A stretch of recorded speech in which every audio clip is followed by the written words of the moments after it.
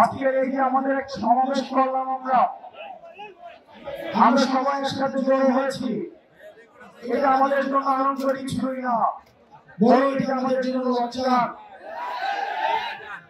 একটা গণহত্যার ৮ মাস পরে আমাদেরকে সবাই একসাথে হয়ে আমাদেরকে অন্তর্বর্তীকালীন সরকারকে বুঝাইতে হচ্ছে কেন এই আওয়ামী লীগ নামের রাজনৈতিক দলটাকে নিষিদ্ধ করতে হবে। আওয়ামী লীগকে কোন কারণে রাজনৈতিক দল বলা হয়? আমরা ইতিমধ্যে শুনতে পেয়েছি প্রধান উপদেষ্টা নাকি রাজনৈতিক দলগুলোর সাথে বসার চেষ্টা করছেন, তাদের সাথে আলোচনা করে তাদের সাথে ঐক্যমত্যে পৌঁছিয়ে তারপর নাকি সিদ্ধান্ত নিবে। আমরা স্পষ্ট করে বলতে চাই, ডক্টর মোহাম্মদ ইউনূস আপনাকে আলোচনা করতে হবে মুক্তির মায়ের সাথে, আপনাকে আলোচনা করতে হবে স্নিগ্ধর মায়ের সাথে, আপনাকে আলোচনা করতে হবে ওয়াসিমের মায়ের সাথে, আপনাকে আলোচনা করতে হবে আবু সাইদের মায়ের সাথে, আপনাকে আলোচনা করতে হবে যাকে রাজনৈতিক কারণে উঠে নিয়ে গিয়েছে ইলিয়াসের স্ত্রীর সাথে।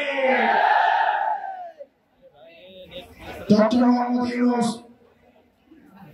আওয়ামী লীগ কোনোভাবে রাজনৈতিক দল নয়।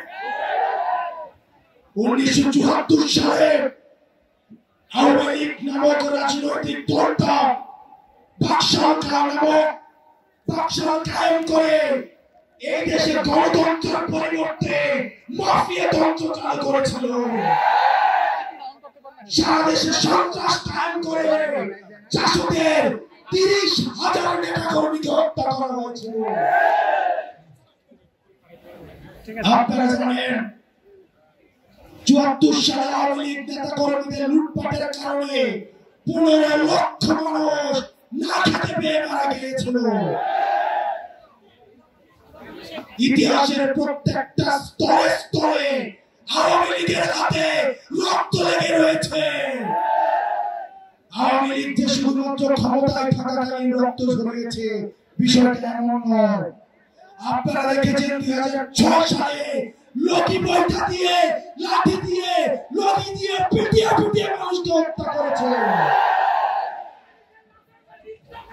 সর্বপ্রথম আপনারা জানেন 2009 সালে বাংলাদেশের first line of defence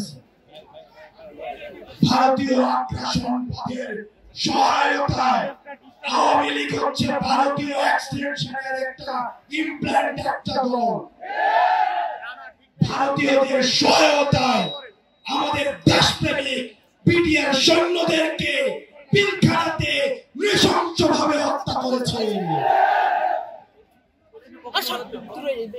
Awami লীগের অপরাধের ফিরিস্তি যদি দিতে যাই, ইতিমধ্যে আওয়ামী লীগের অপরাধের ফিরিস্তি অনেক দেওয়া হয়েছে। আমরা সহজভাবে যদি বলতে চাই, 100টা ফেরাউন 100টা নমরুদকে যদি একসাথে করা হয় তাহলে একটা হাসিনা পাওয়া যাবে না।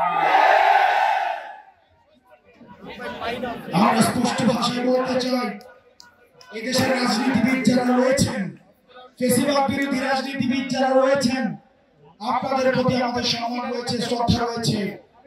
আপনাদের প্রতি আপনাদের দীর্ঘ 1.5 দশকের লড়াই সংগ্রামকে আমরা শ্রদ্ধা জানাই। একই সাথে সাথে এই জিনিসটি আপনাদের কাছে আহ্বান জানাই, এই আওয়ামী লীগের চ্যাপ্টারটা 5 আগস্ট ক্লোজ হয়ে গেছে, এটাকে রিওপেন করার চেষ্টা করেন না। আমাদেরকে বলা হয় বিদেশ থেকে নাকি ইনক্লুসিভ ইলেকশনের এক ধরনের প্রেসার রয়েছে।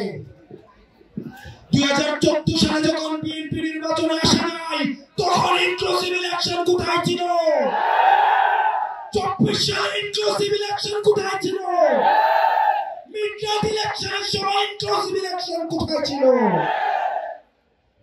বাংলাদেশের রাজনীতি এই ভূখণ্ডের মধ্য থেকে নির্ধারিত হবে, বিদেশের প্রেসক্রিপশনে বাংলাদেশের রাজনীতি নির্ধারিত হবে না।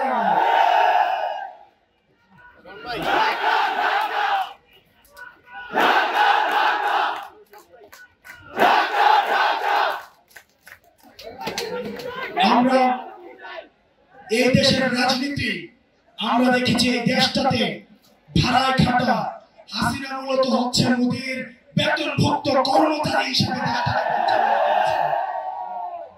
আমরা দেশের হিস্সা এই জনগণের কাছে তুলে দিতে চাই।